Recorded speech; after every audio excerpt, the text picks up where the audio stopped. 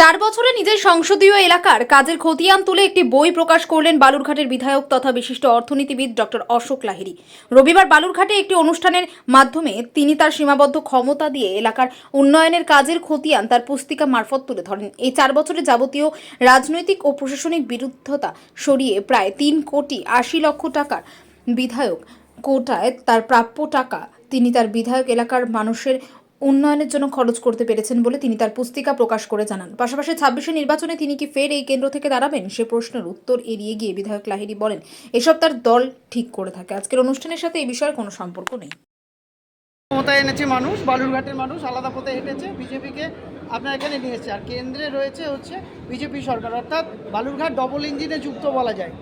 তাহলে তারপরেও আপনার এই পুস্তিকায় আমরা দেখতে পেলাম যে মেডিকেল কলেজ নিয়ে দাবি, এই দাবিটা কেন জনগণ শুনবে? আপনার কাছে তো কাজ এক্সপেক্ট করে মানুষ। দেখুন, অনেক কিছুরই একটা ধোঁয়াশা থাকে। যেমন আমি তো কেন্দ্রের সঙ্গেও কথা বলি, এখানেও কথা বলি, আমি বলি না কিছু, বাইরে কিছু বলি না, কারণ যাদের সঙ্গে কথা বলি।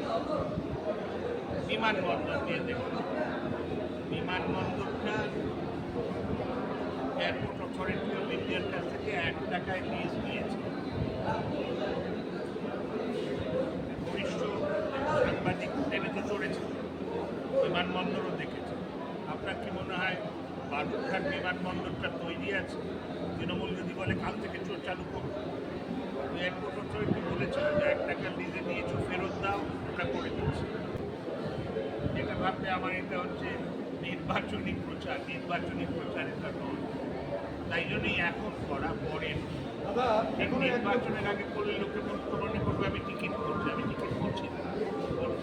এখনো 1 বছর বাকি রয়েছে। 1 বছরে কি মূল কাজের কোন কোন বিষয়গুলো আলোকপাত করতে চান এবং কোন কোন বিষয় প্রথম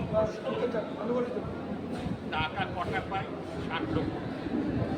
বালুরঘাটের ভারী উন্নয়ন কিংবা বালুরঘাটের ট্রেন রাস্তা কিংবা হিলি অঞ্চলে একটা কিছু বানানো, 60 লাখ টাকা তো হয়।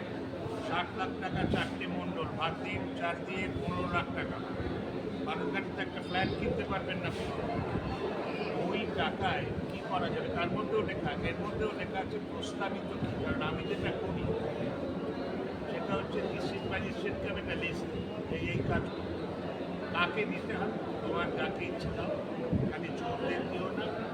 আমি কিন্তু চেঁচামেচি ওই ওর মধ্যে ফিরিস্তি রয়েছে যে আগামী বছরের সেটাও লেখা। আগামী বছর টিকিট পাওয়ার ক্ষেত্রে দলের কারো থেকে কি প্রতিযোগিতা অনুভব করছেন? দেখুন, আমি বেশিরভাগ জায়গায় চাকরি পেয়েছি আবেদন না করে। আর আমার বয়স হয়েছে, সুতরাং মন্ত্রী যদি হতো তো মন্ত্রী হয়ে যেত। পয়সা বানাতে হলে পয়সা বানাতে হতো। আমি এসেছিলাম খুব ক্ষুদ্র একটা স্বার্থ নিয়ে। প্রথমেই বলেছিলাম আমি পশ্চিমবঙ্গের ছেলে, মধ্যবিত্ত ঘরের ছেলে, সরকারি স্কুলে পাশ করেছি। আমার একটা কেমন দায়িত্ববোধ ছিল, এই সমাজ থেকে পেয়েছি অনেক, দেইনি, কী দিতে পেরেছি জানি না, চেষ্টা তো করেছি। আচ্ছা, এই পুস্তিকা প্রসঙ্গে আর একটা প্রশ্ন। ব্যুরো রিপোর্ট, উত্তরের প্রহরী।